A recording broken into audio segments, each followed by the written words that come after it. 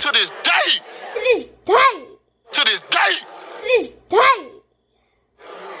To this day.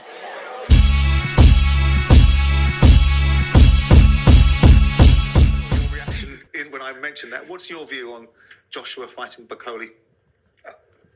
Risk reward, it doesn't weigh up. I don't care what AJ or Eddie's saying.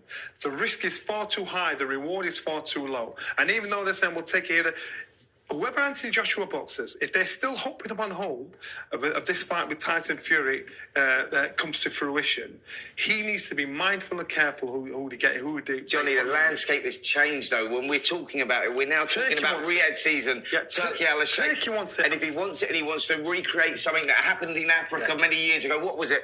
How many years ago? 35, 40 years ago? Rumbling the Jungle. They're going to go to the same arena, and that was the last fight that they had. And I don't disagree with you. And he's talking about that. Bakole would fit the bill for that. Bakole would. But I don't disagree with you. But I'm telling you now, that is a fight that AJ, his team, and Eddie will not want to do. Yeah. If they've got to do it because Turkey's doing it, they're going to be dragging their feet, mate. But I'm telling you now, when I saw that showmance of them doing a head-to-head at the ringside event, I just thought it doesn't mean diddly. But AJ has publicly said that he would have that fight with Bakole, and it's all about creating history and going back to the where that great fight happened.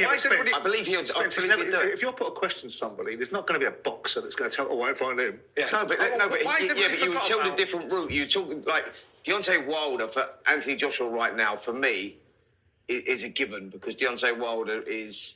I know a lot of people are going to say, well, so is Anthony Joshua, a shell of his former self, but Deontay Wilder has deteriorated seriously, and I don't think the fight is nearly as good as it was. But why do you think? I mean, I'm with Johnny, and that's why I put a bet with you last week, which you're going to pay out on, by the way, despite your best intentions to get out of it, which is all a camp of paying bets, right? But you seem to be adamant that this fight, it makes no sense to me. There's too much risk for Anthony Joshua. He gets cleaned out by Bakole. He's got nowhere to go. Totally understand nowhere to go. Totally understand that, but at some point the fight has to happen, and that is the fight. Well, it doesn't it? Why does it have to happen? Why does it happen? I've just got one question. Why has everybody forgot about Daniel Dubois? Why is nobody talking about, well, what about... we're going to talk about him, don't worry about that. Why is AJ not saying, or Eddie trying to push for that? Why all of a sudden that injury, what stopped the rematch straight away, is all of a sudden all right for fighting somebody else? I agree. To make Johnny's point, it doesn't make any sense for him to fight Daniel Dubois because he knows he's got a challenge with that, or his team, I think Freddie Cunningham, those guys didn't want him in with that fight. Where would you go if he was Anthony Joshua then? Where would you go next? Well, you know where he's going to go. I'm asking you. Where would you do? If he was looking after it, it depends what you want from it. That's a weak answer. No, it's not. I'll qualify the answer. Depends what you want from it. If your desire is to win a world title again, or if it's to get paid, if your desire is to get paid, right, then all roads lead to making sure that Fury's back in the ring with you, and that's what you're going to do. Yeah. If your desire is, I cannot live with the fact that I walked into an arena with 96,000 fans waiting to anoint me, and I got knocked on my arse, and I got battered around a ring from round 1 to round 5, you're going to start picking fights that get you back to fight for a world title. He also talked about his desire of creating history and going back to, relive history, like out in Africa. And he mentioned that is a fight that he would I think you're being sentimental. Yeah, listen, I love AJ. Yeah. I love AJ, but you've got to call BS. It's BS, man. Where do you think he goes? You know what? Again, all roads lead to Tyson Fury. That's what it is. And he's got to think, whoever he boxes, looking at his past performance, you don't know which AJ is going to turn up. So there's a big risk. So even getting in with Wilder, even though Wilder looks as fragile as hell, there's a risk there. But he should take Wilder out. So you've got to be smart and think, right, we've got to calculate this, because if you lose to anybody else, that rainbow's gone. But if he goes in against Wilder, which is what Turkey Al-Sheikh has indicated he wants to make, right? And we all know, when we listen to the conversations, we see Turkey Al-Sheikh basically dictating to whoever he's talking to, whether it's Frank or Eddie, this is what happens, and off they scurry to make it happen. Right? I don't look at the Wilder fight. I think if Anthony Joshua were to go against Wilder and not deal with him and clean him out, I think it would be ridiculous. We've seen Zhilei Zhang do it. We've seen Joseph Parker do it. If Anthony Joshua can't do it, then there's nothing left of Anthony Joshua. But And there you have it, guys. Talk sports and their beliefs and thoughts on Anthony Joshua. They don't believe in him. They don't think that he is that guy. They don't really, here's the thing. They don't believe that he wants to fight Martin Bakole. That's the thing. And like Johnny Nelson said, you know, he called it BS. I think what people have to do, people have to pay attention to these comments, because when I saw it, I'm thinking, no. You know, yeah, AJ said he would fight him, but he said it would have to make sense as far as to get paid.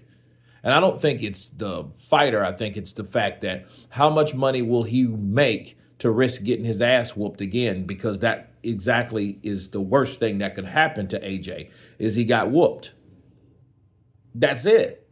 You know, I think that Anthony Joshua, you know, did that face off with Martin Bakole, and that may just been something totally different. You know, what could happen though, what they haven't talked about is if Danny Dubois beats Joseph Parker, he has to fight the winner of Aget Caballo versus Martin Bakole. If Martin Bakole beats Aget Caballo, that's going to be the next fight. You know what I mean? Or let's put it this way. Yeah, because that's on the IBF end. So they're going to push for that fight. So it's either Dubois fighting for undisputed against Usyk in their rematch, or they're going to mandate that IBF mandatory for the winner of Aget Caballo versus Martin Bakole. But if Martin Bakole is able to beat both of those guys, then Anthony Joshua doesn't have to do anything but sit back, and hopefully he can wait for Tyson Fury to come back, make 100 mil, 150 mil. Then the outcome of who wins between Martin Bakole and Danny Dubois, he'll fight the winner from them. You see what I mean? So I think that's what they're doing. You know, they're strategically placing AJ. But they're just pretty much saying the obvious. Yes, if AJ gets beat by Martin Bakole, if he actually fights him and he loses, he's done. That's true. He's done. There's nothing else for him to do. He's had 5 losses, and he's lost the last 2. But you guys tell me what you think of Talk Sports stating their disbelief in Anthony Joshua. Of course, please subscribe. And you guys been Counterpunch. Peace.